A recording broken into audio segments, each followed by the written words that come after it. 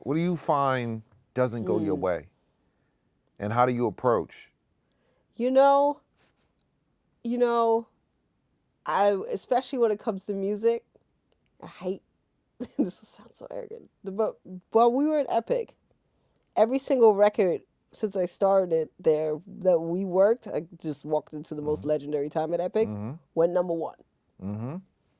Every single one. Like there's Shout not out to Epic and the yeah, number ones. yeah. There was not one break for like a That's year right. and a half of just every single thing was like, oh, it's like a Hot 100 number one was like, oh yeah, of course, that was like Right. a given. It's like there becomes an expectation with success, and people give you the Jesus God complex.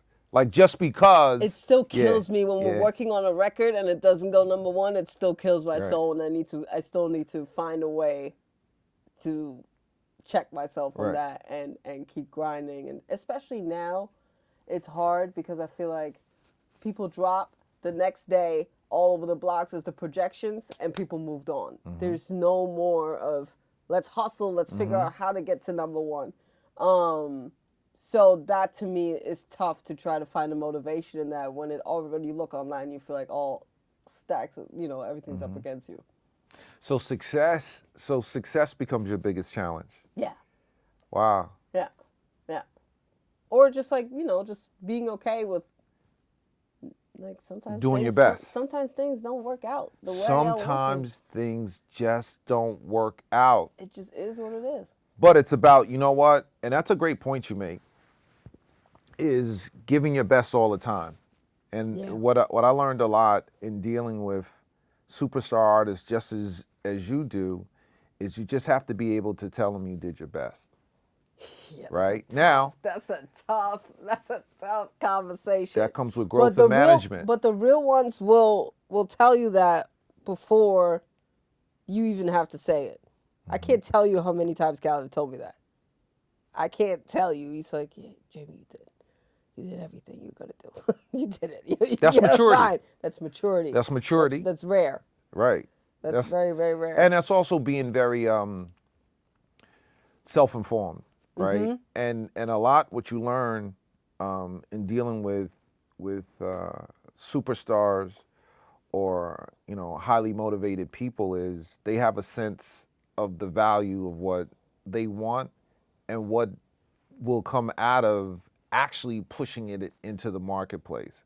Like there's been many times with different artists, they're like, we gotta be number one, but they weren't really serious because they dropped the record right after, right? Like how can I, it doesn't kind of work that way. So that's a strategy. Real. That's real. Right? But I think what does become really important in the growth process, right? Like people don't make the money for the yes. You make money being able to tell people no. You don't, you don't just make the money because you can say we're number one. You got to be able. You make the money by being able to tell them, we may not debut, or we might, it's definitely not going to do what we thought it was going to do, and that's where the respect aspect comes in.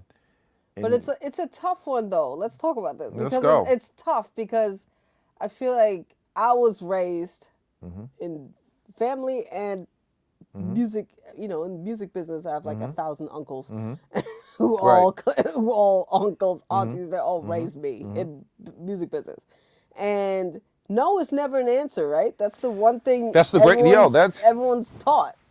It is and it's not, right? The greatness definitely comes out of the no in business, right? If we're going to stay in the business aspect, a lot of the most amazing campaigns came out of what people said couldn't happen or this can't be done, right? And then you find a way, right, to motivate, push, and get those creatives and those highly talented individuals to realize we can't go back, right? Like the door shuts behind you, you got to make this happen at the level that we're saying it's going to happen. And everybody believes. And then that's where greatness is created. Right. So it's like we're in a different time. Yeah. Social media is different. Well, social experience is different. The market is different. A lot of access to everybody can be or have an opportunity to be whatever they want to be, which there were far more filters Yeah. as well as gatekeepers Yeah. on evaluating talent, Yeah. right? Yeah. Because if you want to be a singer, you can be that and you can take your music to the store, right? that's it. There was a time in the business, and you've been exposed to it. When you was whack, you could never go into a brick and mortar and have your, an independent retailer put your music in. Now that's not gonna happen because you're taking up space and you whack, right? But No, that's you true. could be whack and put your stuff up on Amazon, on Apple or Spotify or any of those Do people things. still do showcases in the office to really make a decision if an artist gets signed? Is that still a thing? I don't think so. I don't think that's a Nah. And to speak to that. thing. Should we explain that Yeah. for a second? Well, it's kind of like, think about it, right?